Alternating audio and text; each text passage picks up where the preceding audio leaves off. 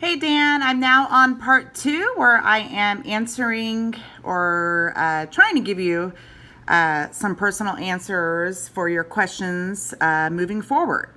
The first one that you had mentioned was, up until this point, their workload hasn't been too bad, but pretty quick here, it's going to be setting off like a fast machine. And you mentioned what steps can we take to help keep spirits high and tensions low while still meeting our productivity goals and deadlines. I think for this one, the first thing I immediately thought of was just kind of what I had mentioned back at part one, which is the self-care. I think it's really important individually that each person is just recognizing that they will need self-care during this time, and just kind of putting that out there for your team and those that you're working with. And I've also found, as I've worked and done different productions, that having just outside things to do, even if it's once every couple weeks, where the whole crew and the whole team meets up for a coffee at Starbucks and they just kind of hang out and get to know each other. And yeah, it's okay to talk about the productions and that sort of thing, but that you guys are building relationships outside of just work.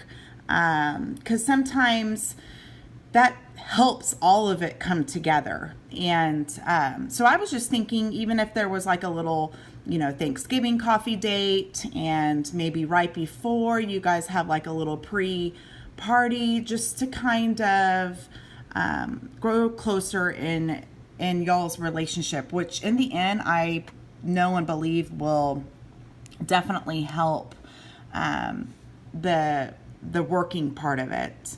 In addition, number two, you asked, how can we better ourselves to earn their respect and work cohesively with their staff? And you were talking about the student crew working with the professional union crew at the music hall. And I think for this one, it's funny because I'm totally going to bring in my personal life, which I'm sure you're like, how's that even fit? But every Sunday, my family and we do a family meeting, and we like literally go all out for it. We even have like a cushioned hammer where at the very beginning, my 7-year-old son taps it on the coffee table and he's like, meeting started. And we actually go through, like, one thing that we do is we go through our highs and lows of the week. So we just kind of go around and we talk about, okay, what was your guys' highs this week? Like, what were the good things of this week? And what were some of your lows? And, the kids, they'll be goofy and they'll say like, oh, my low is that I didn't finish my homework assignment. Or, my high is that I got asked to, Sadie Hawkins or the prom.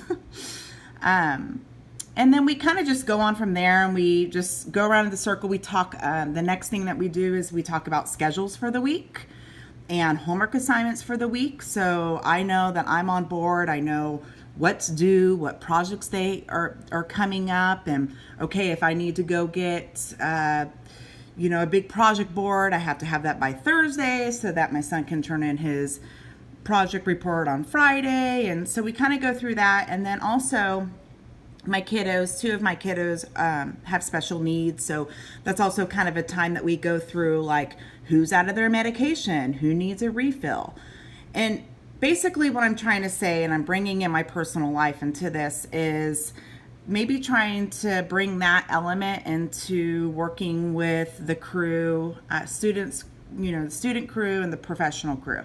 Okay, maybe once a week you guys just get together, all of you. It's, let's say, Mondays at 5:00 or whenever, and you just do a 10-minute, okay, what do we have going on this week?